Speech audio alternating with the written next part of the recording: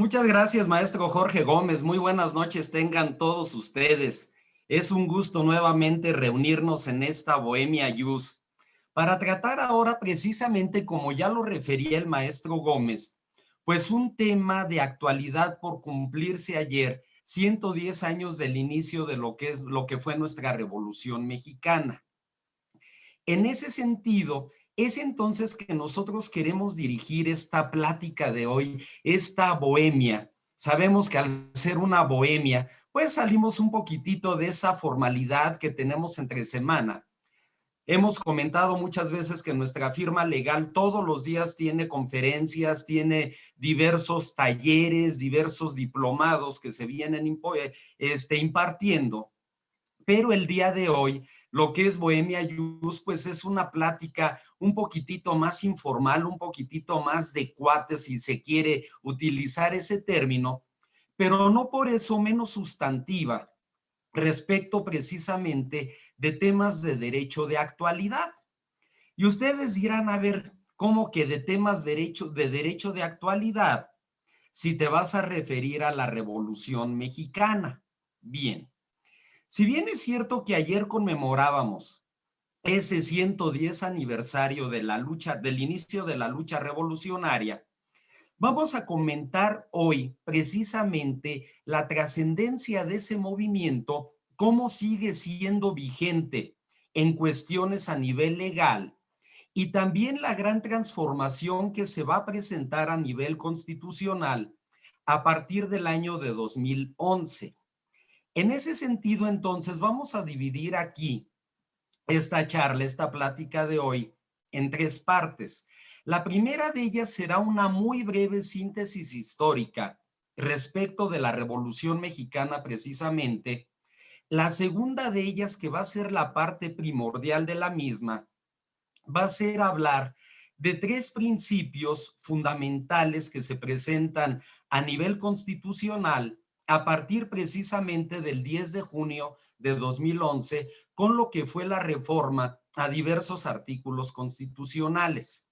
Hablaremos en esa parte de lo que es el principio pro persona, el principio de convencionalidad y lo que se conoce también como el control difuso en este caso.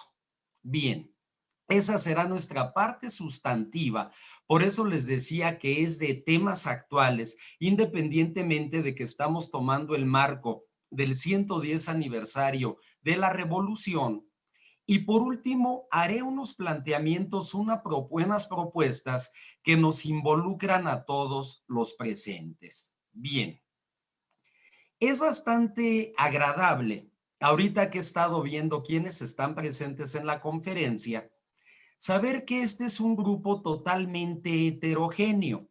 Y así como estoy encontrando aquí colegas desde hace mucho tiempo de diversos lugares de la República, compañeros míos universitarios, también encuentro aquí a bastantes jóvenes, incluso pues algunos de ellos alumnos míos.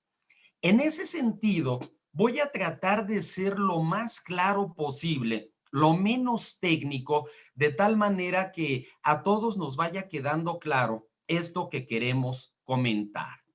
Pues bien, vamos entonces a iniciar y vamos a pedirle al maestro Jorge Gómez si nos pudiera abrir un material que preparamos para esta plática, para en base a ello, pues ir dirigiendo la misma. Bien.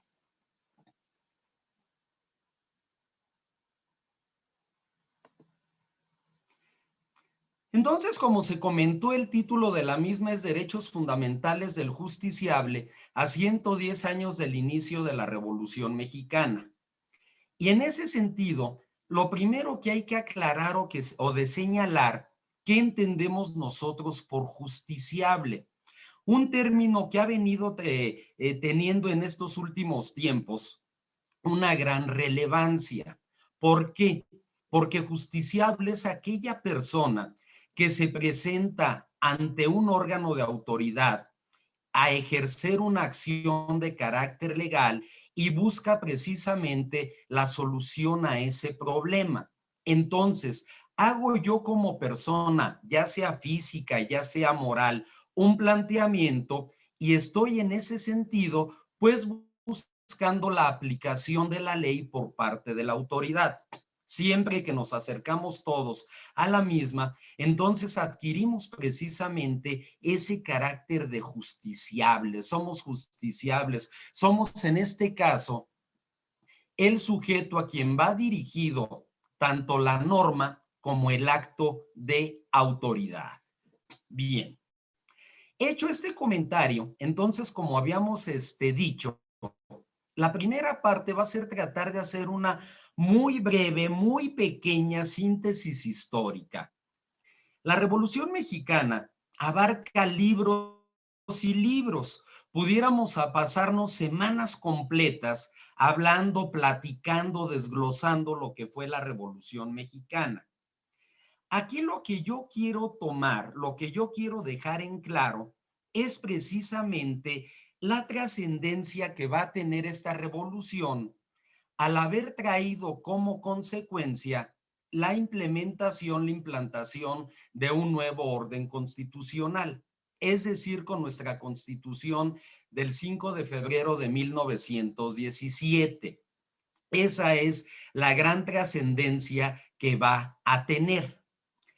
Y en ese sentido, destaco aquí la figura de Venustiano Carranza, haciendo la siguiente aclaración.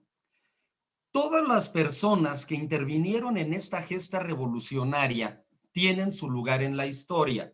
Eso no lo vamos a criticar.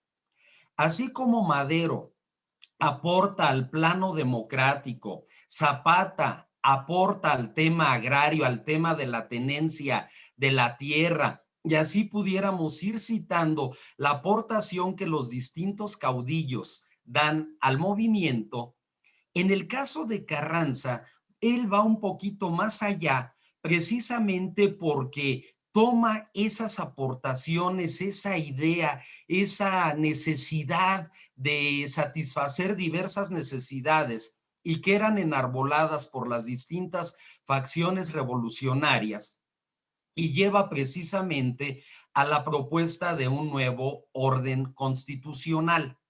Por eso destaco la figura de Carranza. En cuanto a eso, yo sé que cualquiera de los distintos caudillos mexicanos, revolucionarios, héroes, por cierto, casi todos, pues obviamente tienen su aportación histórica, su aportación al Estado mexicano y también pudieran tener su parte de crítica. Eso no lo quiero yo tomar ahorita. Aquí no va a ser atacar en absoluto a ninguno de ellos. Es simplemente destacar de esta persona esa aportación que hace desde el punto de vista estructural jurídico, exclusivamente eso. Por eso destaco entonces esta figura.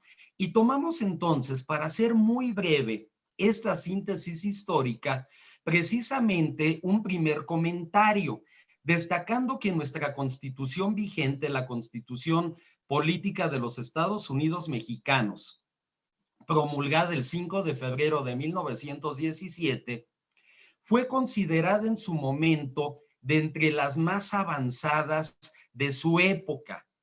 ¿Por qué? Porque establece dentro de su contenido una parte dogmática que se refiere a un conjunto de atribuciones que conocemos como garantías individuales, que son en este caso derechos que el Estado va a otorgar a las personas a través de la Constitución. Entonces, la Constitución nos otorga en ese momento diversas garantías de libertad, de igualdad, de seguridad jurídica, de propiedad. Bien, ese es un gran punto. Es por eso, y entre otras cosas, que se considera dentro de las más avanzadas de su momento. Bien, como ya comentábamos nosotros, precisamente el mérito de Venustiano Carranza es el poder aglutinar esas distintas visiones de las facciones revolucionarias y de ahí la propuesta para establecer un nuevo orden constitucional. Sabíamos que al inicio de la lucha revolucionaria, la constitución vigente era la de 1857. Sin embargo, ya la cuestión actualidad, la cuestión eficacia había cambiado y se vuelve necesario el proponer, el establecer un nuevo orden constitucional. Sin quitarle importancia a lo que fue el plan de San Luis, obviamente al plan de Ayala, de Emiliano Zapata, mucho más adelante al plan de Agua Prieta, en fin. Destaco aquí un camino precisamente para establecer ese orden constitucional que se da a través de 3 postulados. El primero de ello, el Plan de Guadalupe del año de 1913, que es con el cual se lanza la lucha Venustiano Carranza. El segundo de ellos, la Soberana Convención Revolucionaria de Aguascalientes de 1914, cuyo primer secretario fue el general Marciano González Villarreal. Ahí hago un paréntesis y rindo el honor porque este señor que acabo de mencionar es nada más y nada menos que mi abuelito. Bien, pues él fue el primer secretario de la Soberana Convención Revolucionaria de Aguascalientes y brazo derecho de don Venustiano Carranza. Donde quiera que esté, pues toda mi admiración, mi respeto para ese gran constitucionalista que fue el general Marciano González Villarreal, mi abuelo y quien me inculcó precisamente parte del amor a la historia de México, parte del amor precisamente al orden constitucional. Y en tercer lugar, el Congreso Constituyente que se reúne en la ciudad de Querétaro a finales de 1916 y que trae como resultado precisamente la promulgación de nuestra Carta Magna vigente el 5 de febrero de 1917 y que es la que actualmente nos rige. Pasamos a la siguiente lámina y con esta vamos a concluir el comentario histórico. No vamos a ir más allá de ello. Y tratando de sintetizar, tenemos que Carranza establece las bases del Estado actual mexicano a través del nuevo orden constitucional. Esto se va a ver reforzado en el plano institucional con Plutarco Elías Calles y posteriormente en el plano social con el general Lázaro Cárdenas. Y aquí hago yo un cuestionamiento a lo que cabría preguntarnos. Y después de Cárdenas, ¿en dónde quedaron los estadistas? Este es un punto que yo destaco y pongo ahí el dedo en la llaga, precisamente porque nuestro país está ávido de estadistas, entendiendo al estadista como esa persona que tiene una visión mucho más amplia, mucho más profunda de una realidad y de un camino a seguir para sacar adelante ese estado. Bien, esto por lo que hace entonces a ese entorno, a esa síntesis historiográfica que nosotros estamos presentando. Bien, esta Constitución entonces nos aporta precisamente esa parte dogmática, ese conjunto de garantías individuales y el medio protector de las mismas, que es el juicio de amparo. Sin embargo, sabemos precisamente que el entorno a nivel mundial va cambiando, que los estados formamos cada parte cada vez más activa dentro de ese entorno internacional. Se van estableciendo cada vez más tratados, más convenciones a nivel internacional y eso va a repercutir necesariamente en el contenido de la norma jurídica, tanto en este caso de la Constitución como de todas las demás leyes que emanan de ella. Y de ahí nos brincamos al año de 2011, en concreto al 10 de junio de 2011, donde se van a promulgar diversas reformas a nuestra Constitución, precisamente entrando ya a un nuevo contexto. Esta plática nos habla de los derechos fundamentales. Hoy en día, esos derechos fundamentales son, primeramente, los derechos humanos reconocidos por la Constitución y que derivan de los diversos tratados internacionales, y son las garantías individuales otorgadas por nuestra Constitución. Ahí tenemos palabras claves. Los derechos humanos reconocidos en esta Constitución, las garantías individuales otorgadas para su protección. En ese sentido, el artículo primero cambia su texto para quedar en la parte conducente de la siguiente manera. En los Estados Unidos mexicanos, todas las personas gozarán de los derechos humanos reconocidos en esta Constitución y en los tratados internacionales de los que el Estado mexicano sea parte, así como de las garantías para su protección.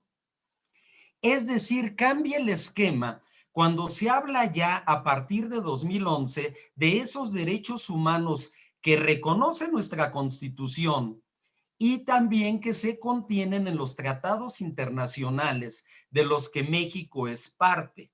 Es decir, entramos nosotros al contexto internacional de una manera totalmente activa, estableciendo aquí como norma suprema, junto con la Constitución, esos tratados internacionales suscritos por el Estado mexicano. Bien, de ahí deriva también la reforma en su parte conducente del artículo 29. En los decretos que se expidan, no podrán restringirse ni suspenderse el ejercicio de los derechos a la no discriminación, al reconocimiento de la personalidad jurídica, a la vida, a la integridad personal, el principio de legalidad y retroactividad, ni las garantías judiciales indispensables para la protección de tales derechos. Bien, este artículo que se refiere precisamente a lo que es la facultad del presidente de suspender las garantías individuales en alguna situación de necesidad, establece claramente que estos derechos no podrán verse conculcados, transigidos, transgredidos, perdón, independientemente de la contingencia que se pueda presentar en ese momento. Seguimos siendo personas, seguimos contando con el derecho a la no discriminación, el derecho a la personalidad jurídica que tenemos todos y cada uno de nosotros como titulares de derechos y obligaciones, a la vida, a la integridad personal, al principio de legalidad y retroactividad y a las garantías judiciales que se requieren para la protección de esos derechos. Si yo planteo una acción a nivel jurisdiccional, a nivel administrativo, tengo la garantía de ser debidamente oído y vencido en juicio, respetándose para ello la garantía de audiencia y debido proceso. Y de ahí vamos a una parte que es fundamental en el tema del juicio de amparo.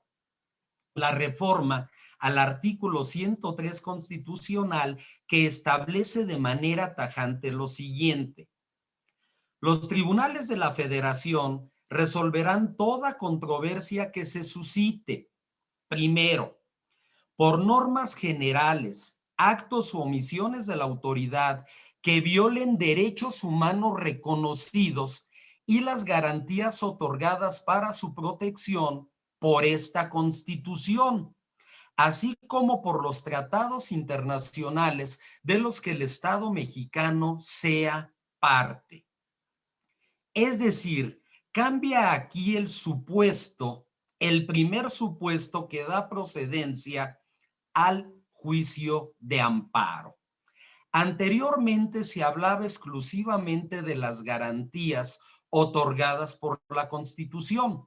Ahora se establece en principal lugar precisamente las omisiones de la autoridad, actos o omisiones que violen, transgredan, conculquen los derechos humanos reconocidos en la Constitución y en los tratados internacionales de los que México es parte, así como de las garantías otorgadas para su protección por esta Constitución. Esa reforma es toral y es toral en todos los aspectos, sobre todo para nosotros como abogados, en el tema de que si planteamos una demanda de amparo, los conceptos de violación en que sustentemos esa demanda de amparo en contra del acto de autoridad, pues tendrán que destacar en qué parte del acto de autoridad es donde se transgreden, donde se conculcan, donde se violan esos derechos fundamentales en perjuicio del justiciable, en perjuicio de la persona que acude a la autoridad a que se le aplique justicia. Entonces, esta es una parte fundamental. Si pasamos a la siguiente lámina de favor, de ahí entonces podemos obtener nosotros una definición teórica de los derechos humanos a partir precisamente del comentario que se ha realizado. Estos vienen a ser prerrogativas reconocidas en la Constitución política o en los tratados internacionales suscritos por el Estado mexicano, que confieren a todos los sujetos de derecho que se someten al orden jurídico de este la facultad de exigencia de una conducta positiva, es decir, en forma de prestación, o de una conducta negativa, es decir, a través de un deber de no lesionar, relacionada con las diversas expresiones de su dignidad, oponible a cualquier otro sujeto de derecho, sea este persona física, jurídica, oficial o privada. Persona física, persona jurídica, ya sea de carácter privado como son las sociedades, las asociaciones, pero también persona jurídica de carácter oficial. Eso también es importante. También la autoridad puede acudir en la vía del amparo a hacer valer sus derechos fundamentales. Bien. ¿Qué más vamos a tener nosotros respecto de esto? Bien, en ese sentido, estos derechos humanos van a tener como característica la universalidad, es decir, rompen cualquier tipo de límite a nivel territorial, la titularidad que se reconoce a favor de cualquier persona y de la cual deriva esa exigibilidad del titular de los derechos ante las distintas autoridades. Una exigencia jurídica que se refiere a un actuar o a un no hacer. Eso también es punto importante, actuar, hacer o no hacer. Actuar o no hacer relacionado con bienes primarios para el ser humano, como son ya lo ya comentado, la vida, la integridad física, el desarrollo intelectual, el desarrollo material, la libertad, la privacidad, entre otros derechos. Entonces, a eso se refieren precisamente estos derechos humanos que nosotros estamos señalando. Destaco aquí la universalidad. Cuando exclusivamente la parte dogmática de la Constitución establecía garantías individuales, estas se limitaban a nuestro espacio exclusivamente, a nuestro tiempo, es decir, a un aquí y una ahora. Hoy en día, los derechos humanos son aquí, pero son allá, son en todos lados. Se nos reconoce esa titularidad y a partir de ello podemos hacer nosotros el planteamiento concreto que yo voy a hacer ante la autoridad.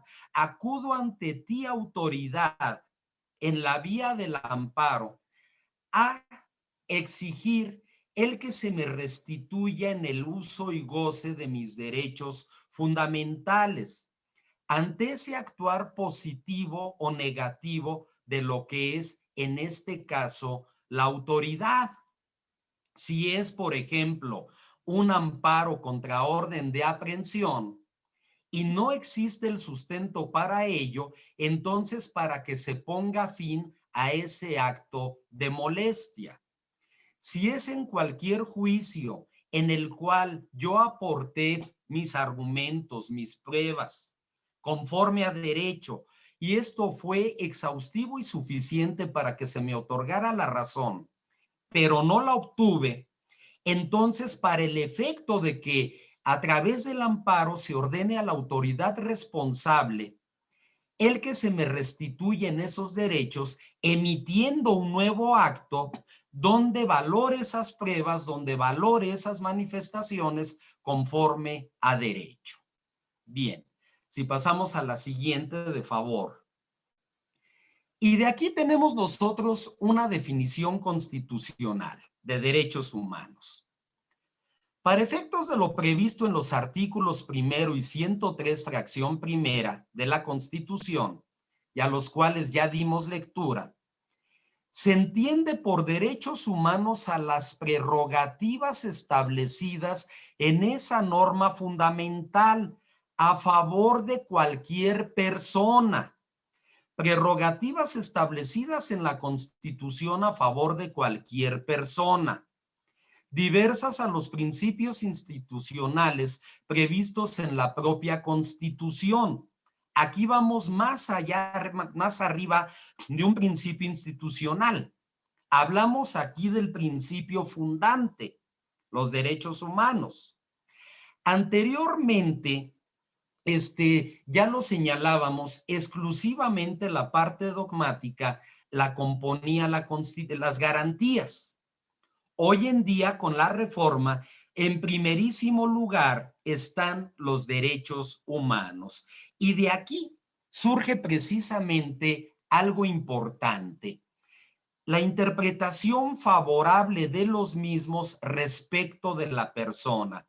Eso que hoy en día conocemos como el principio pro persona, a favor de la persona. Aplicar e interpretar estos derechos humanos en favor de la persona, en la manera en que mejor le proteja a esta persona, a este justiciable. Precisamente porque estos derechos humanos pues están por arriba, por encima de estos principios institucionales que estamos señalando. Surge aquí entonces ese principio pro persona, ese principio a favor de la persona, aplicar, establecer esos derechos humanos como más le beneficien a ese sujeto justiciable. Pasamos a la siguiente, de favor. Ahora bien, de esta ya tan señalada reforma del 10 de junio de 2011, surge entonces también la obligación constitucional de todas las autoridades de promover, respetar, proteger y garantizar los derechos humanos. Bien, es una obligación. También cambia aquí el marco jurídico, el marco que rige las facultades que se otorgan a las distintas autoridades, todo lo que es el marco de su actuación, porque se destaca en primerísimo lugar precisamente esto que se señala: el promover, respetar, proteger y garantizar los derechos humanos de las personas. Esto no es facultativo para la autoridad, esto es obligatorio para la autoridad. De ahí entonces surgirá la procedencia de los medios de control constitucional para proteger estos derechos humanos, y que hoy en día se extienden a partir de esa reforma, que del artículo 103 trae en consecuencia también la reforma a la ley de amparo, el surgimiento de la ley de amparo vigente, la que nos rige actualmente, que contempla, a diferencia de tiempos pretéritos, el amparo contra particulares. Antes yo no me podía amparar respecto de un acto de un particular. Ahora en ciertas situaciones sí. El caso del amparo contra sentencias absolutorias en materia penal. Yo como víctima, yo como ofendido de la conducta delictiva, en caso de que se obtenga una sentencia absolutoria respecto del imputado, puedo hacer valer el amparo. Lo mismo en aquellas sentencias de nulidad de controversia constitucional, es decir, ese supuesto que se presenta respecto de la invasión de esferas de las distintas autoridades. Como podemos ver entonces, la trascendencia es enorme, definitivamente. Es entrarle de lleno al aspecto global desde un punto de vista jurídico, el darle precisamente ese carácter también de norma suprema a los tratados internacionales, lleva a la autoridad a tener la obligación de respetar y proteger los derechos humanos y de ampliar los supuestos protectores de la institución jurídica del amparo, como aquí lo estamos señalando. Pasamos a la siguiente.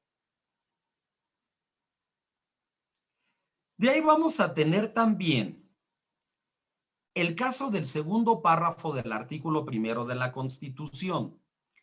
Las normas relativas a los derechos humanos se interpretarán de conformidad con esta Constitución y con los tratados internacionales de la materia. Y ojo, y destaco aquí, favoreciendo en todo tiempo a las personas la protección más amplia, lo que sea mejor para la persona. Esa es la interpretación pro persona, la interpretación conforme, a favor de la persona. Veamos aquí todos y cada uno de nosotros hasta dónde llega esto. Es concedernos la mejor de las protecciones en precisamente protección de esos derechos fundamentales. Poco se comenta en esto. Aquí yo siempre lo he manifestado, por ejemplo, en los centros de enseñanza. Se enseña de una manera muy dogmática el derecho constitucional. Sin embargo, poco se atiende a destacar la trascendencia de estas reformas. Así como, por ejemplo, en los modelos educativos de muchas universidades se dice el estudiante al centro, en el tema de derechos humanos es la persona al centro. Todo precisamente en torno de la persona al centro. Esa interpretación conforme al sentido más adecuado, al sentido más benéfico en favor de la persona. Pasamos a la siguiente. Bien. Vamos a ir poniendo aquí diversos ejemplos para tratar de entender precisamente toda esta innovación. Innovación que no ha sido sencilla, innovación que a todos nos ha puesto a trabajar, a estudiar, a actualizarnos. A pesar de que ya van a ser 10 años el próximo año, pues es un tema que sigue siendo objeto de estudio, de análisis. Tenemos que seguir actualizándonos. Ponemos aquí la colisión que se da entre restricción constitucional a un derecho humano y su alcance fijado en un tratado internacional. Y esto lo vamos a hacer a través de un ejemplo. Dice el artículo 21 en su párrafo cuarto. Este permite a la autoridad administrativa imponer como sanción administrativa el trabajo forzoso a favor de la comunidad. Y el artículo sexto, en sus numerales 2 y 3, de la Convención Americana de Derechos Humanos, que prohíbe los trabajos forzosos u obligatorios con diversas salvedades. Es decir, aquí encontramos un punto de choque. Por una parte, se establece esa situación de lo que van a ser el trabajo forzoso a favor de la comunidad. Pero si la Convención Americana de Derechos Humanos prohíbe esos trabajos, entonces la norma resulta inconstitucional. Esto precisamente será el ámbito de aplicación de este artículo 21 en su párrafo cuarto. Veamos entonces aquí cómo choca. Entonces ya no podemos pensar en un trabajo forzoso. ¿Por qué? Porque hay una convención que claramente lo prohíbe, aunque establece ciertas salvedades, pero lo está prohibiendo de manera tajante. A la siguiente, de favor. Y bien, aquí precisamente como complemento de esto, el artículo 21 nos dice que compete a la autoridad administrativa la aplicación de sanciones por las infracciones de los reglamentos gubernativos y de policía, los que únicamente consistirán en multa, arresto hasta por 36 horas o en trabajo a favor de la comunidad.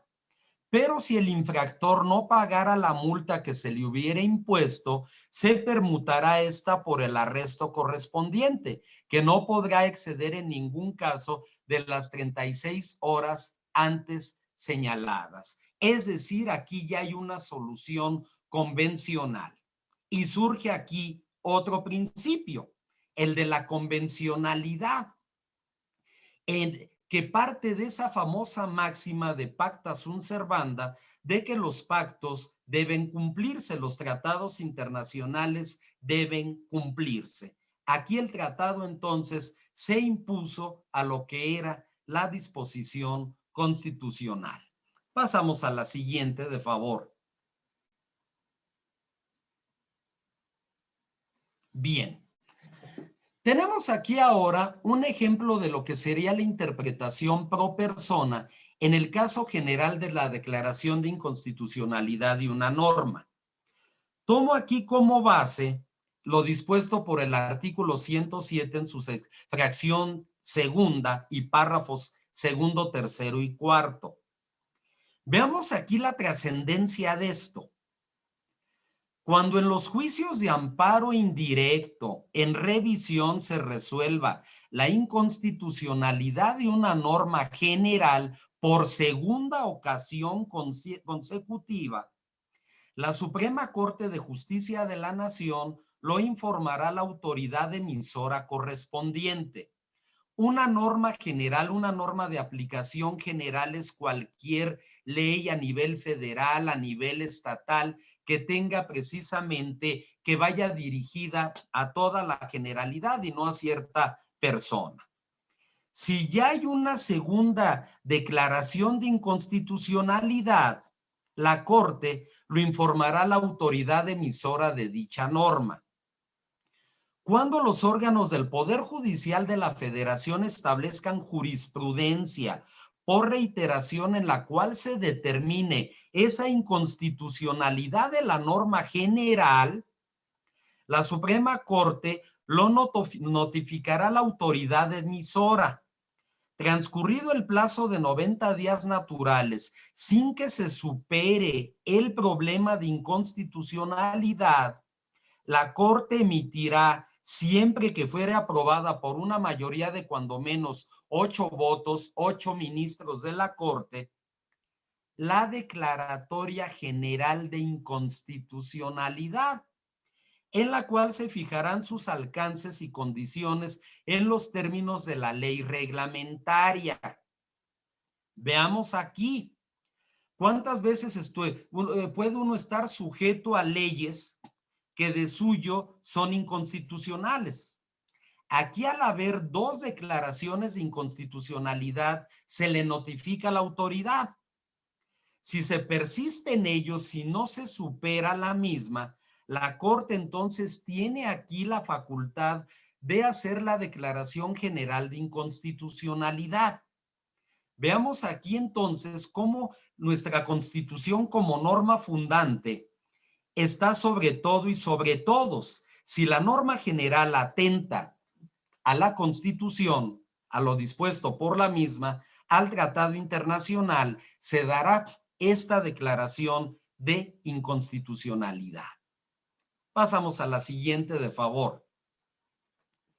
Siguiendo en la interpretación pro persona, siguiendo en este artículo 107, párrafo segundo, y en el artículo 31, párrafo cuarto, tenemos aquí la obligación de las personas como particulares para contribuir a los gastos públicos, así de la Federación como del Distrito Federal o del estado o municipio en que residan. Aclaro, no se ha cambiado el texto, no dice Ciudad de México, se sigue contemplando como Distrito Federal, de la manera proporcional y equitativa que dispongan las leyes. Entonces, el principio pro persona se da al establecer que sea de manera proporcional y equitativa, que no vaya a haber una lesión en la persona más allá de esa capacidad para poder contribuir a ese gasto público que se está señalando. Pasamos a la siguiente, de favor. Y surge también en el marco de esta reforma algo que se conoce como el control difuso de constitucionalidad. Aquí hay un cambio abismal. ¿Por qué? Porque ahora ya esta facultad se extiende a cualquier juzgador, antes era exclusiva del Poder Judicial Federal. Vamos a irlo comentando para que quede claro. Teníamos nosotros un concepto tradicional de control difuso, y esta era la atribución que asiste a todo juzgador del Estado mexicano para analizar la constitucionalidad de las disposiciones generales que debe aplicar al conocer y resolver un juicio. Esto es de manera tradicional, es un primer concepto. Independientemente de cuál sea mi competencia, vamos a suponer soy juez de lo familiar de la Ciudad de México, mi materia es familiar, mi ámbito jurisdiccional es la Ciudad de México, tengo yo que analizar la constitucionalidad de la norma que aplico al resolver casos concretos. Llámese un divorcio, llámese una controversia familiar sobre guarda y custodia de menores, sobre pensión alimenticia, cualquiera de estas situaciones. Tengo entonces el deber de analizar esa norma. Ahí entramos ya en un primer aspecto de esto que se conoce como el control difuso. Continuamos, de favor. Y ahora vamos a un concepto material. Es la atribución que asiste a todo juzgador del Estado mexicano, a todo juzgador del Estado mexicano, para analizar la constitucionalidad de uno o más sentidos normativos atribuidos a una disposición general que rige a un caso sometido a su consideración, así como para determinar si alguno de ellos es inconstitucional. Es decir, hablamos aquí, desde luego, de la obligación de todo juzgador del Estado mexicano. Y hablamos en segundo lugar de lo que es la aplicación de la norma al caso concreto. Puse un ejemplo. Soy juez de lo familiar. Se somete a mi conocimiento y a mi resolución una controversia por la cual se reclama la restitución de un menor. Veamos aquí qué caso tan fuerte. Entonces, aquí precisamente, independientemente de la aplicación que tendrían los tratados internacionales en esta materia, si yo como juez, al aplicar la norma, encuentro que la misma es inconstitucional, debo hacer precisamente ese análisis y aplicar la norma o el tratado respetando ese principio pro persona, como más convenga aquí a la persona precisamente sensible en este caso, que sería la del menor, respecto del cual se solicita, se reclama, se demanda su restitución. Pasamos a la siguiente, de favor. Y de ahí deriva precisamente el control constitucional a cargo de los jueces del Estado mexicano. De lo anterior que habíamos señalado nosotros, vamos a establecer aquí lo que eran anteriormente los criterios jurisprudenciales sobre la ausencia de este control difuso. Una de ellas decía, control judicial de la Constitución, es atribución exclusiva del Poder Judicial de la Federación. Así lo señalaba una tesis. Estoy hablando de lo que quedó atrás. Anteriormente se limitaba exclusivamente al Poder Judicial de la Federación. Solo este podía determinar si la norma general era inconstitucional o no. Otro punto, control difuso de la constitucionalidad de normas generales. No lo autoriza el artículo 133 de la Constitución. No lo autoriza, salvo, como ya se comentó, o se autorizaba al Poder Judicial de la Federación. Estos dos criterios entonces se van a vencer, vamos a ir más allá y por eso hablamos ahora de una obligación de todo juzgador del Estado mexicano y no exclusivamente del Poder Judicial de la Federación. Pasamos a la siguiente, de favor. Bien. Aquí, en la actualidad, ¿cuál va a ser el criterio que va a sostener la jurisprudencia de la Corte precisamente a partir de esta modificación al sistema protector de derechos fundamentales que establece la Constitución? Bien, la procedencia de dicha instancia, las causas de pérdida de vigencia de la jurisprudencia, y el nuevo criterio aprobado por mayoría idónea para integrar jurisprudencia. ¿Y cuál es el resultado de esto? Atendiendo al principio de supremacía constitucional derivado de lo dispuesto en los artículos 15, 29, párrafo último, 40, 41, párrafo primero y 133 de la Constitución, los jueces del Estado mexicano, al conocer de los asuntos de su competencia, deben hacer prevalecer los derechos humanos reconocidos en esa norma fundamental y en los tratados internacionales de los que el Estado mexicano sea parte. Y ojo con esto, a pesar de las disposiciones en contrario que puedan preverse en los ordenamientos que les corresponda aplicar para resolver los asuntos de su competencia. Es decir, aquí estoy haciendo referencia a un pronunciamiento de la Corte perfectamente encaminado, que no nos deja ningún tipo de lugar a duda. Esto es lo que debe prevalecer, precisamente. Debe prevalecer entonces esa protección a los derechos humanos reconocidos en la Constitución y en los tratados internacionales.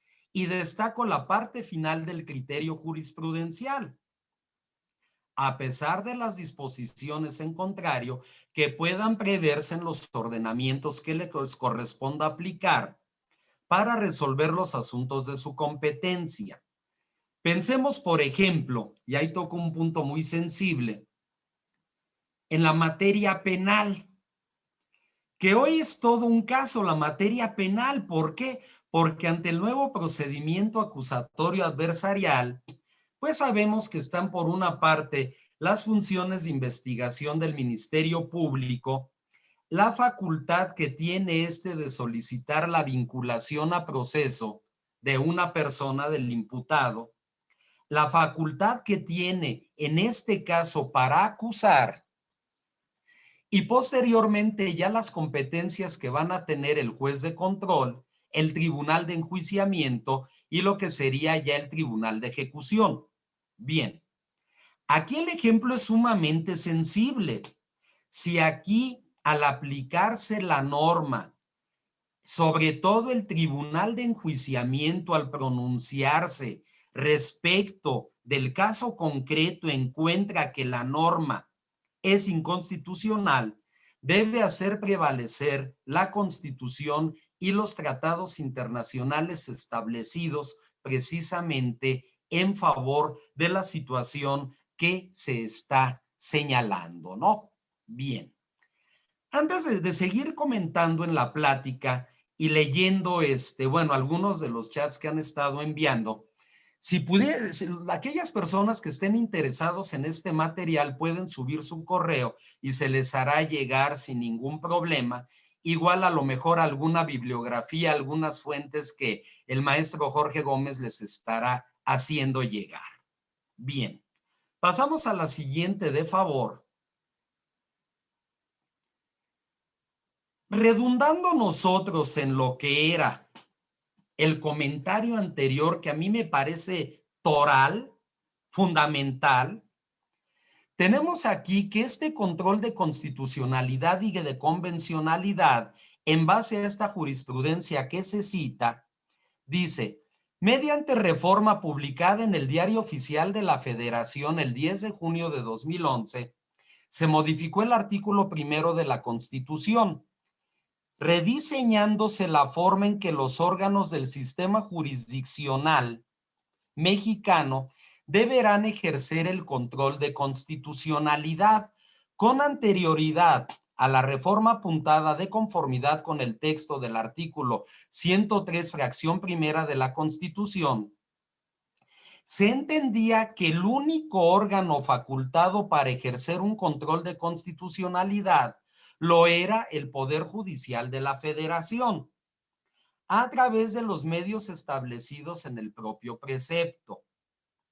No obstante, y aquí lo recalco y lo subrayo, en virtud del reformado texto del artículo 1, se da otro tipo de control, ya que se estableció que todas las autoridades del Estado mexicano tienen obligación de respetar, proteger y garantizar los derechos humanos reconocidos en la Constitución y en los tratados internacionales de los que el Estado mexicano sea parte, lo que también comprende el control de convencionalidad que ya habíamos señalado nosotros.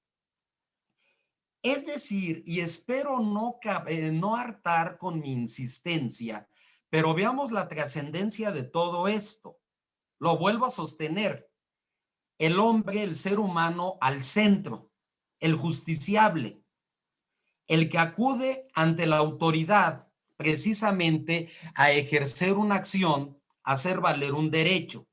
Ese es el que estamos poniendo al centro. De ahí entonces que este control difuso sea obligatorio para todas las autoridades y no como era anteriormente, solamente exclusivo para el Poder Judicial Federal. En fin, para mí esto un acto trascendental y créanme que esto nos cambió la vida a todos para bien, y a nosotros como abogados, los que somos postulantes, los que vivimos el día a día en los tribunales, los que hemos hecho del litigio nuestra forma de vida, pues créanme que muchas noches hemos dejado de dormir para tratar de entender todo esto. Cambió la dimensión. Dirán ustedes: oye, pero ¿y entonces dónde quedó la revolución? Aquí nos está criticando el postulado de la revolución. Ese fue el inicio, hace 110 años. Pero ahora la situación es diferente y no por ello dejan de tener esa obligatoriedad, las garantías individuales que antes eran parte fundamental y que ahora pues tienen como finalidad el precisamente garantizarnos en el ejercicio de nuestros derechos fundamentales. Otra situación que surge más: el derecho humano que tenemos a la reparación por la violación de derechos humanos. Partimos de una previsión constitucional establecida en el mismo artículo 1, que dice así: en consecuencia, el Estado deberá prevenir, investigar, sancionar y reparar las violaciones a los derechos humanos. ¿Esto qué alcance va a tener? Asume el Estado esta obligación: prevenir, investigar, sancionar y reparar las violaciones a los derechos humanos. ¿Qué alcances tiene esto? En primer lugar, el establecimiento de mecanismos preventivos y reactivos frente a violaciones o derechos humanos provenientes de cualquier persona, sea autoridad o no. Mecanismos preventivos, es decir, que eviten nuevas violaciones, y reactivos, que actúen de inmediato ante la violación. Necesidad de un título jurídico en el que se sustente la violación, el cual debe generarse tomando en cuenta derechos humanos del supuesto responsable. Es decir, el título es el acto concreto de autoridad o de particular donde se conculcan mis derechos humanos. Y de aquí la consecuencia es el siguiente comentario: las sentencias como título jurídico idóneo. Claro, la sentencia que contiene el pronunciamiento de una autoridad, sean los jueces, sean los magistrados, es el pronunciamiento concreto de la autoridad, es el acto reclamado, es el acto de donde surgen los conceptos de violación que van a fundar mi demanda de amparo. Casi nada. Ahí es donde nosotros como abogados precisamente debemos atacar el acto de autoridad para que se nos otorgue el amparo y protección de la justicia de la Unión en contra de ese acto concreto de autoridad. Y lo que serían también los nuevos efectos de la sentencia de amparo sobre las causas de improcedencia del juicio de amparo. Si bien es cierto, la ley de amparo contempla causas de improcedencia, causas de sobreseimiento de esta acción de carácter constitucional, no menos cierto es que de todos modos seguimos siendo sujetos protectores de esta norma. Y ahí está precisamente esa importancia. Pasamos a la siguiente, de favor. Bien. Fíjense en este ejemplo qué tan importante es que vamos a señalar. Las gentes que tenemos cierta edad, a ver, y en concreto, no es que balconee a nadie, yo me voy a balconear en primer lugar solito. Los que tenemos más de 50 años de edad, oíamos muy cotidianamente una frase donde se decía: a fulanito que le apliquen el 33. Los de ustedes que son más jóvenes a lo mejor no saben a qué nos referimos con esto del 33.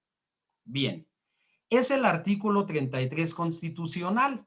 Anteriormente, el Ejecutivo Federal tenía la facultad de expulsar del país sin previo juicio a cualquier extranjero cuya permanencia en territorio nacional se considerara perniciosa. Eso era el famoso artículo 33. Bien, pero hoy en día, precisamente a través de este principio de convencionalidad, el texto del artículo es muy diferente. Dice: se reitera la titularidad de derechos humanos y garantías reconocidos por la Constitución. Si bien es cierto, el Ejecutivo sigue teniendo facultad para expulsar extranjeros, ahora ya no es una facultad discrecional. Se puede ejercer siempre y cuando se respete el derecho de previa audiencia del extranjero. Es decir, que se le permita hablar, ofrecer pruebas, hacer valer sus derechos. Importantísimo, previa audiencia, ser oído y vencido en juicio. Se elimina esta parte que comentábamos nosotros de discrecionalidad, de los parámetros a valorar en este caso. Entonces, aquí nosotros evitar esa discrecionalidad era tanto anteriormente como que el presidente, pues a quien le caía mal lo sacaba del país.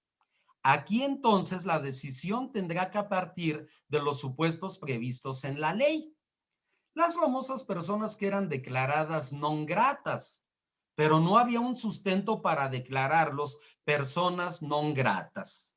Y además, hoy en día, el que es extranjero pueda promover el juicio de amparo en contra precisamente de este acto de autoridad, de este acto del Ejecutivo por el cual pretende expulsársele del país. La situación entonces aquí de los extranjeros, pues obviamente también ha cambiado. Hay una cláusula Calvo que obliga al extranjero a someterse a la ley mexicana, a la autoridad mexicana, por el solo hecho de estar en México, de realizar actos jurídicos en México. Sin embargo, tiene todo este aspecto protector en su favor. Si se le pretende expulsar del país, tiene derecho a defenderse, tiene incluso la vía del amparo para tal finalidad. Pasamos a la siguiente, de favor.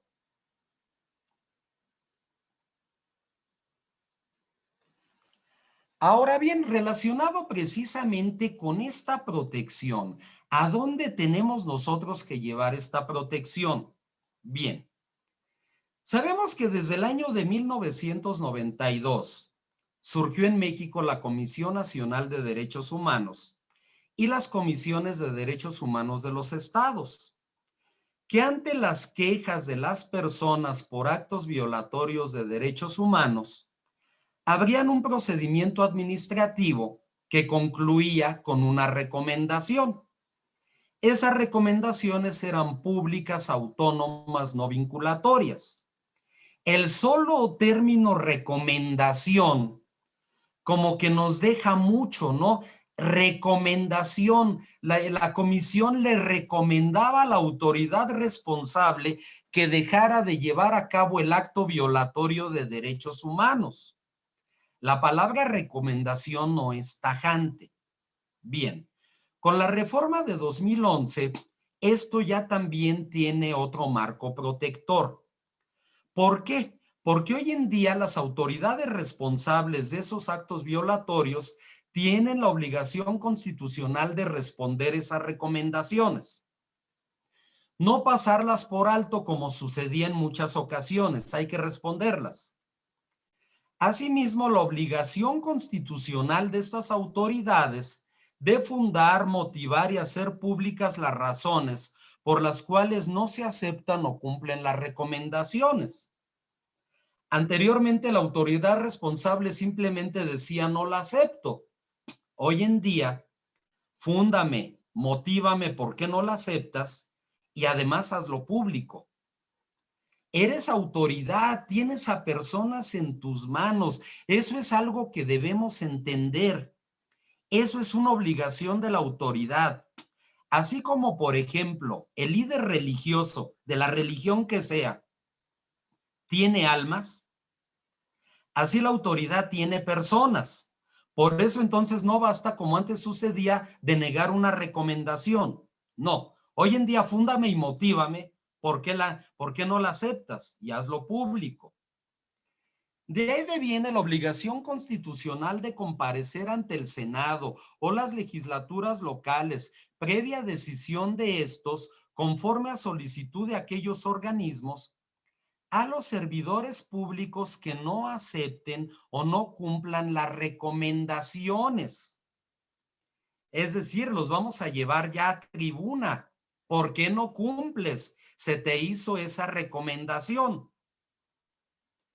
Y por último, lo que es en este caso la procedencia del juicio de amparo en contra de esas recomendaciones. Como podemos ver entonces también, ese marco protector, ese marco que tiene como objeto no solamente proteger los derechos fundamentales, sino restituirnos en el goce de los mismos, es mucho más fuerte, es mucho más armado de lo que era anteriormente. Bien, pues pasamos a la siguiente y ahora viene aquí algo donde creo que todos vamos a salir involucrados, incluso ustedes que están ahorita presentes en esta plática. ¿Por qué? Porque todo debe de tener una visión más allá. ¿A dónde debemos dirigir todo este tema de la protección a los derechos humanos? ¿Qué retos son los que vamos a tener? Vamos a hablar aquí de distintos retos a cargo de distintos sujetos. El primer reto que vamos a tener nosotros es para los legisladores constitucionales y ordinarios. Estos deben crear mejores procedimientos e instituciones para salvaguardar esos bienes tan preciados que son los derechos humanos. Que trabajen las cámaras, que dirijan su esfuerzo, su debate legislativo a salvaguardar estos bienes fundamentales que son los derechos humanos. No digo que se pierda el debate, no, ese es necesario, pero no debemos divorciarnos del objeto principal, que es salvaguardar estos derechos. ¿Qué otro reto vamos a tener si pasamos a la siguiente? El reto de los jueces y demás órganos encargados de operar estos medios de control. Estos deben actuar con mente abierta y buscando siempre lograr la efectividad de la Constitución y de las libertades y derechos en ella establecidos. Jueces, demás impartidores de justicia, actuar con mente abierta y buscar siempre lograr aquí la efectividad de la Constitución, de las libertades y derechos en ella establecidos. Esa para jueces, para funcionarios jurisdiccionales. ¿Qué otra vamos a tener? Aquí entramos varios de nosotros. Los litigantes y abogados debemos también ser creativos, estudiosos, perseverantes y celosos demandantes de justicia en lo que a los derechos fundamentales se refiere. Si bien es cierto, llevamos a cabo una actividad profesional que es remunerativa, nuestro cliente, esa persona que pone en nuestras manos, su defensa, requiere de este compromiso de nosotros, creativos, estudiosos, perseverantes y celosos demandantes de justicia en lo que a los derechos fundamentales se refiere. Llevar la defensa del cliente hasta sus últimas consecuencias. Pasamos a la siguiente, de favor. Aquí también entramos algunos más. Los académicos, ya sea profesores o investigadores. Debemos buscar forjar mejores abogados, dotándolos de los conocimientos necesarios para un adecuado ejercicio de la profesión jurídica. Profundizando en el estudio de las teorías jurídicas existentes y creando, ¿por qué no?, nuevas argumentaciones teóricas, generando aquí dinamismo en los conceptos y conocimientos que debemos sobre todo tratar de generar en los mismos. El amor por la justicia y el respeto hacia el derecho que tanta falta hace hoy en día. No nada más es pararse en un aula y apuntar cosas en un pizarrón. Antes era la pizarra y escribíamos con tiza, ahora ya lo hacemos con plumón, pero no es nada más eso. Debemos ir más allá. Los docentes, los que somos docentes, tenemos en nuestras manos una parte sensible, los estudiantes.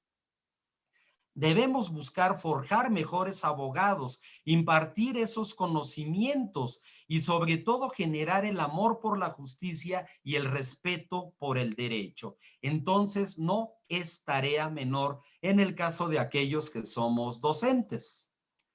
Y vamos a la última, y eso involucra a toda la población. Por último, los gobernados, los ciudadanos, los particulares, la sociedad en su conjunto, todos nosotros debemos hacernos más conscientes de nuestros derechos y también de nuestras obligaciones. El derecho no surge solo, también hay obligaciones. Debemos esmerarnos por conocer más acerca del mundo jurídico que nos rodea y con el que vivimos y convivimos desde que nacemos hasta que morimos. Es decir, el punto que debemos atacar aquí, y eso va dirigido a toda la población, es la indiferencia y la indolencia. Esto nos corresponde a todos. No nada más es de los legisladores o de los juzgadores o de los abogados. No, yo mientras esté bien a gusto viendo mi fútbol, mi telenovela, tomando mi cerveza y olvidándome del entorno, yo ya soy feliz. Eso lo tenemos precisamente que combatir.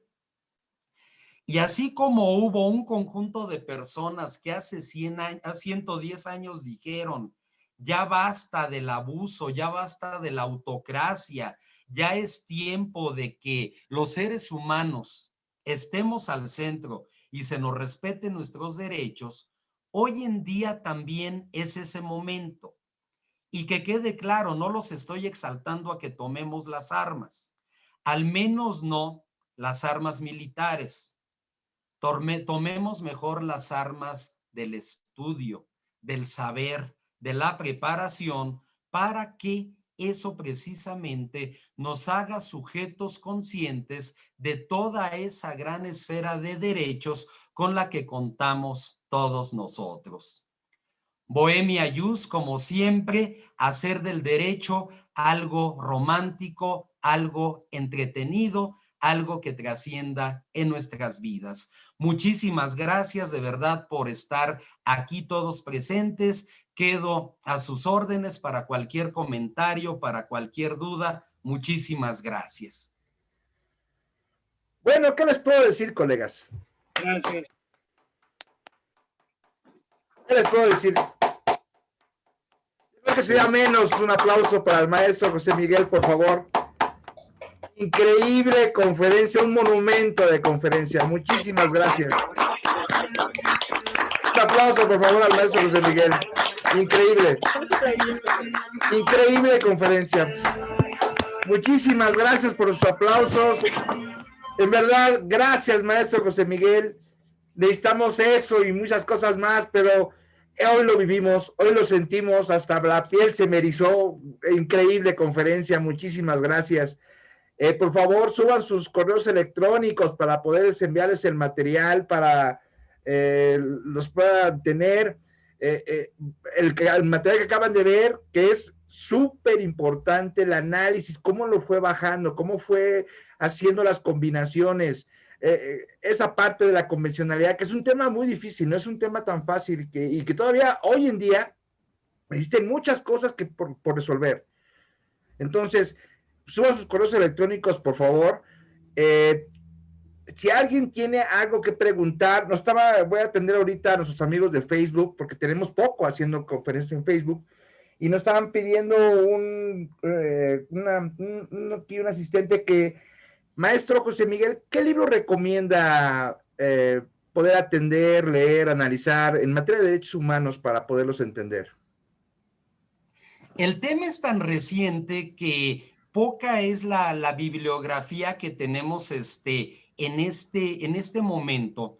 Desde luego que hay obras que trascienden, como es precisamente el libro de garantías del doctor Ignacio Burgoa, que a pesar de que el maestro, el doctor, nos dejó ya hace algunos años, sigue siendo todavía vigente, todavía importante. En ese sentido, pues destaco la obra del maestro Burgoa. Aquí, sobre todo, pues también todo lo que es el bagaje del Instituto de Investigaciones Jurídicas de la UNAM, que tienen artículos muy actuales, muy novedosos en el tema de derechos humanos, es lo que yo principalmente recomendaría para profundizar en este tema tan importante, tan trascendente.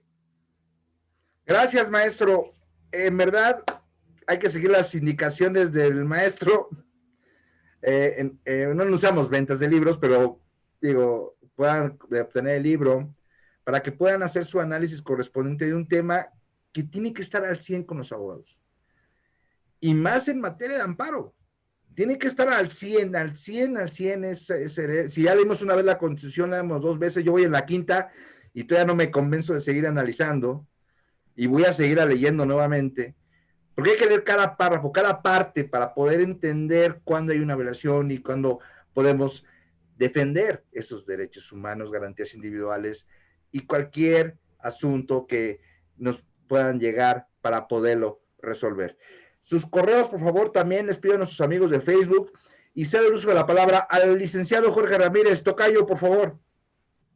¿Qué tal? Buenas noches a todas y a todos.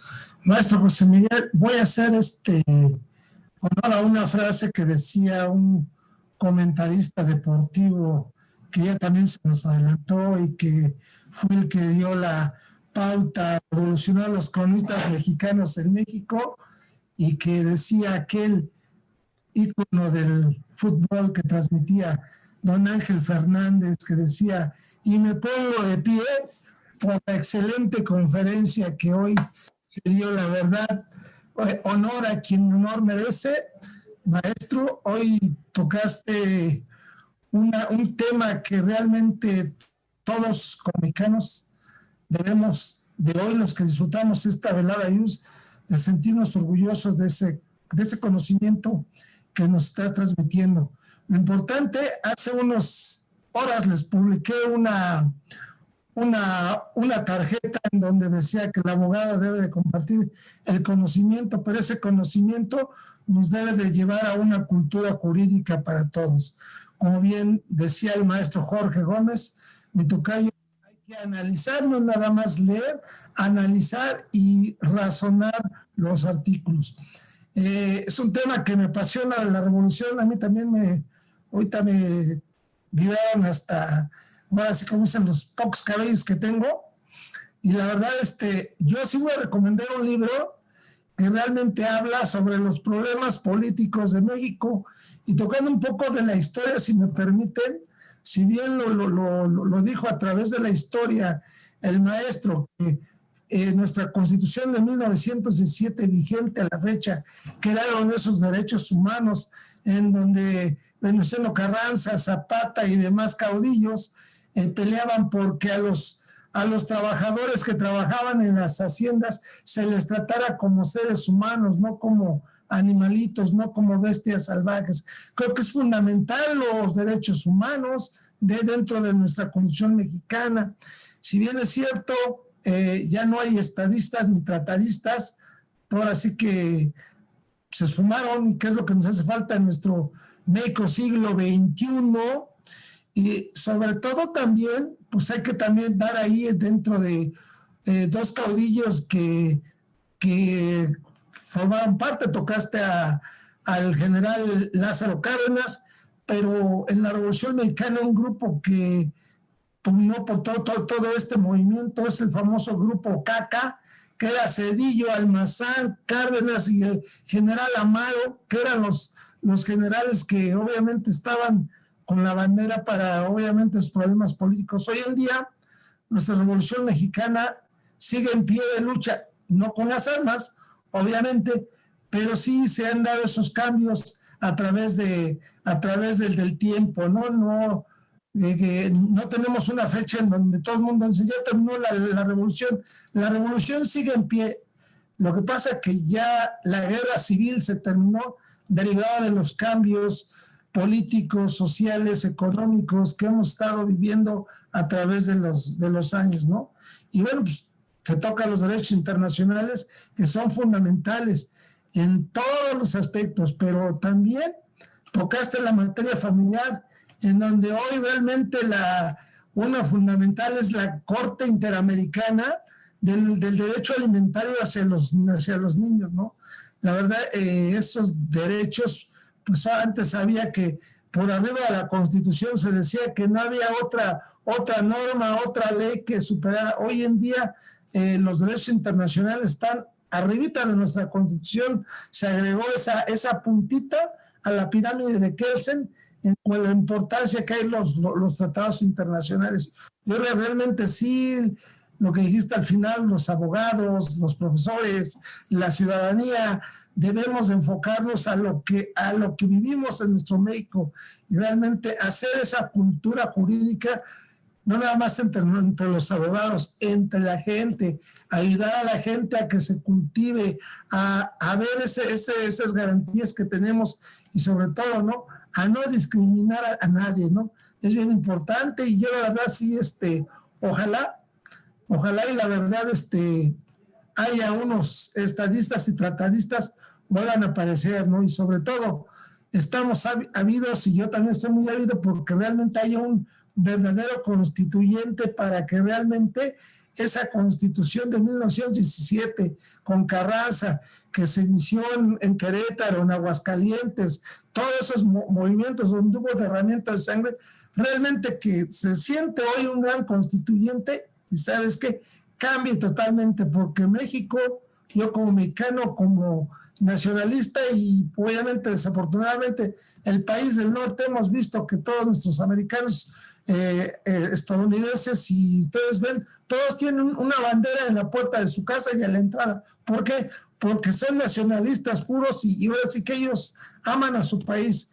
Yo les invito a abogados, que amemos este México, que realmente formemos cultura cívica, realmente que nada más como nosotros, que no seamos egoístas, que realmente transmitamos, porque si bien es cierto, el abogado, yo en lo personal soy muy apasionado del derecho y soy muy apasionado como docente, gracias a un señor que hoy tengo enfrente, que no me voy a cansar de decirlo, José Miguel González Sánchez, fue mi maestro, fue mi inspiración, fue el que me dio la oportunidad de ser maestro docente. Gracias a él, hoy, como ser humano y profesionista, y lo que he hecho es gracias a lo que he aprendido y sigo aprendiendo, porque obviamente, pues, es un maestro que, ahora sí, como diría la canción, conocer el tiempo de las virtudes que tiene, como decía don Marco Antonio Muniz, el lujo de México. Maestro, un fuerte abrazo y la verdad creo que vale la pena. Que Dios te cuide, que Dios te conserve. Realmente a los abogados hay que echarle ganas, a los litigantes, a los estudiantes que nos están viendo, échale ganas, porque con una buena formación, preparación, es como los abogados llegan a triunfar y sobre todo no se olviden de los valores éticos, morales y sobre todo tenemos un decálogo del abogado y lo más importante, vamos a seguir luchando por nuestra revolución mexicana en beneficio de la ciudadanía y en beneficio de cada uno de nosotros y de nuestras familias. Es lo que les puedo decir. Muchas gracias.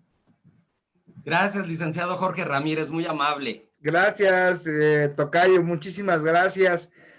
Hermosa conferencia, muchas gracias, maestro José Miguel. Un sábado completo. Hay una pregunta, maestro de la licenciada Guadalupe Vargas, que dice: ¿qué opina usted de la creación de los juzgados de tutela de derechos humanos en la Ciudad de México? Es desde luego ahorita un programa piloto. Creo que está bien planteado. Es mucho lo que hay que trabajar en ese sentido.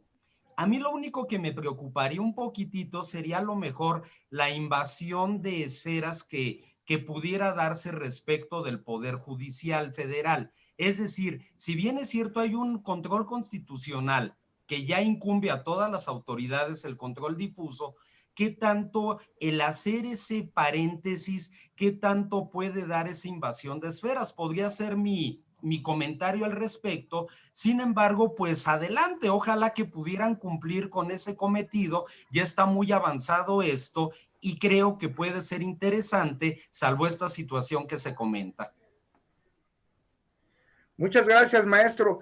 Alguien que tenga una duda puede subirlo al chat o tiene el uso de la palabra. Solo quite el micrófono, por favor.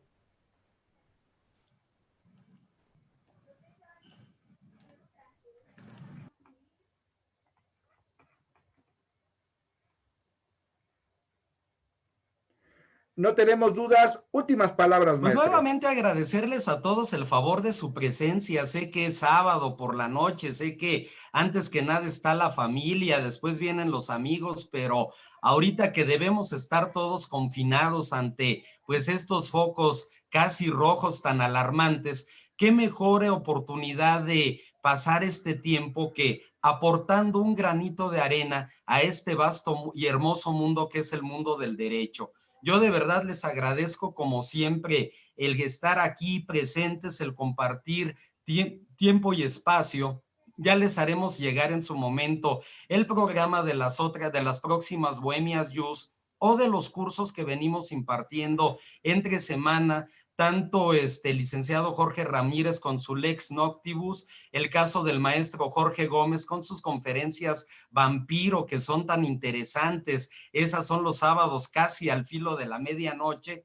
La Bohemia Youth, la conferencia Nahuatili, que también está a cargo de un servidor, y los diversos cursos diplomados que venimos impartiendo entre semana. Muchas gracias, descansen y seguimos aquí al pendiente. Muchas gracias, maestro. Una conferencia magnífica. En el promocional viene la página de Facebook. Pueden volver a disfrutar. Va a quedar para la eternidad este monumento de conferencia. Suban sus correos a nuestros amigos también de Facebook, por favor. Va a quedar en la inmortalidad esa conferencia. Que tengan ustedes un excelente sábado, un excelente domingo. Nos vemos en la próxima, pronto. Gracias. Hasta luego. Gracias.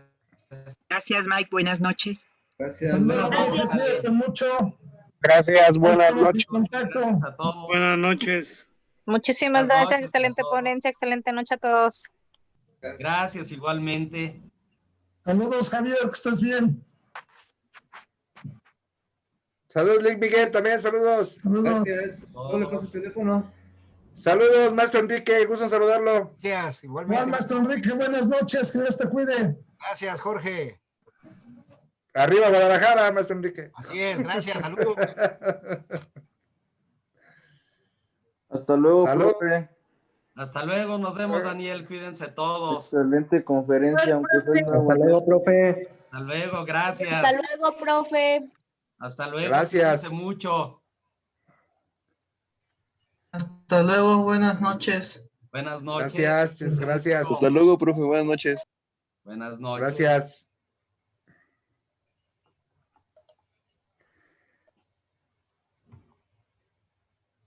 Buenas noches. Doy por terminada la conferencia. Gracias. Gracias.